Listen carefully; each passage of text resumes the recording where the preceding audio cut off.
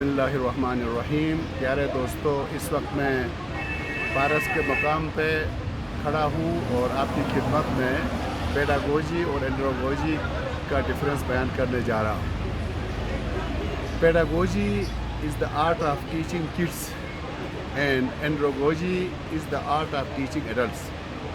बच्चों को पढ़ाने और सिखाने के फ़न को पेडागोजी कहते हैं और बड़ों को, एडल्ट्स को पढ़ाने और सिखाने के प्रोसेस को एंड्रोगोजी कहते हैं। ये दो टर्मिनोलॉजीज़ आजकल बहुत आम हैं। मेरा फोकस पेडागोजी पे होगा कि बच्चों को कैसे पढ़ाया जाता है, बच्चों को पढ़ाने का फ़न क्या है। तो इसमें आपको कुछ जनरल उसूल, पेडागोजी के कुछ जनरल उसूल मैं आपकी खिदमत में पेश करूँगा। उसके बाद हम स्टेप बाय स्टेप इंशाल्लाह तफसीलात में जाएंगे।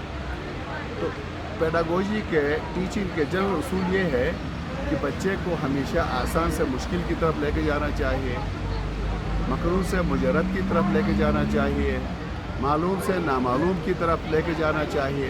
मेरे कहने का मतलब ये है कि जब बच्चे को आप उसके लाइफ से फेमिलियर, ज़्यादा मुशाहिदत रखने वाली चीज़ जिससे उसका डेली इंटरेक्शन हो, उन चीज़ों के ज़रिए से उसको अननोन चीज़ों की तरफ लेके जाएंगे तो जल्दी चीज़ों को कॉन्सेप्चुअलाइज करेगा। इसी तरह अर्ली एज पर मकरून चीज़ें, टेंजिबल चीज़ों की मदद से बच्चों को पढ़ाने से वो जल्दी से मुजरदात को समझते हैं।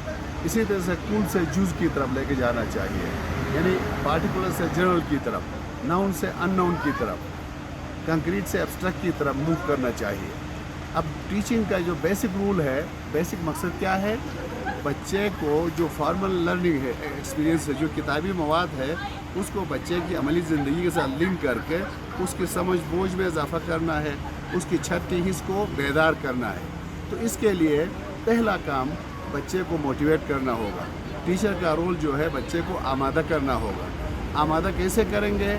बच्चे को उस टॉपिक से मरबूत कोई पिक्चर को दिखाकर, कोई रियल ऑब्जेक्ट्स को दिखाकर, या कोई मॉडल को दिखाकर, या रियल एग्जांपल्स के ज़रिए, एनालॉजीज़ के ज़रिए जब आप टॉपिक का आगाज़ करेंगे, या कोई पोइम के ज़रिए, मेटाफर के ज़रिए अगर आप पढ़ाना शुरू करेंगे तो बच्चा आपके साथ मरबूत रहेगा, मोटिवेटेड रहेगा और आप आसानी के साथ अपने जो टास्क ऑब्जेक्टिव है उनको अचीव कर सकते हैं।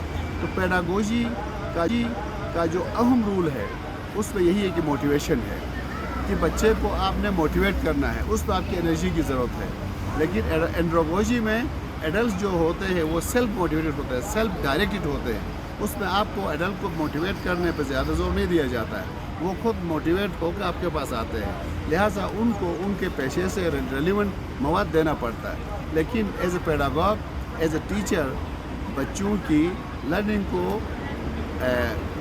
यकीनी बनाने के लिए बच्चे की आमादगी ज़रूरी है। जब एक दफ़ा बच्चा आमादा हो जाए तो फिर आगे का काम आसान बन जाता है।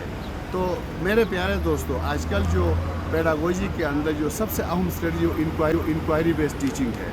अगरचे कुछ मेथड्स डायरेक्ट टीचिंग मेथड्स भी है, कुछ इनडायरेक्ट है। मैं अभी बात करूँगा डायरेक्ट मेथड्स का। तो डायरेक्ट टीचिंग मेथड्स में लेक्चर मेथड्स है, डिमॉन्स्ट्रेशंस है, जिसकी वजह से कम वक्त में बच्चे को ज़्यादा से ज़्यादा मालूमात फराहम की जाती है। लेकिन इसमें बच्चे की कॉन्सेप्चुअल अंडरस्टैंडिंग, कॉन्फिडेंस बिल्डिंग और उसकी जो थिंकिंग को इन्हांस नहीं करने में ज़्यादा फ़ायदेमंद नहीं होता है। इनडायरेक्ट टीचिंग में केस स्टडीज़ के ज़रिए, रोल प्लेस के ज़रिए, डिस्कशंस के ज़रिए, रिफ्लेक्शंस के ज़रिए, ऑब्जर्वेशंस के ज़रिए अगर बच्चे को इंगेज किया जाए तो वो चीज़ों को कॉन्सेप्चुअलाइज करता है, समझने में उसकी आसानी हो, तो उसकी छठी हिस्स बेदार होती है। तो इंशाअल्लाह ताला हम टीचिंग स्किल्स के बारे में, पेडागोजी के बारे में डिटेल से अगले वीडियो में आपकी खिदमत में पेश होंगे। तब तक के लिए इजाज़त। वस्सलामु अलैकुम वरहमतुल्लाहि वबरकातुहू।